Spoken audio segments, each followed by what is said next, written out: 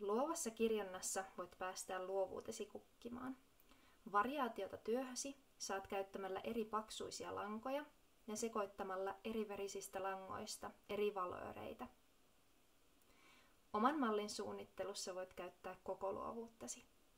Piirrä malli pohjakankaalle ohuella vedenkestävällä tussilla. Pidä mielessä, että luonnoksen tulisi jäädä kirjontapistojen alle näkymättömiin.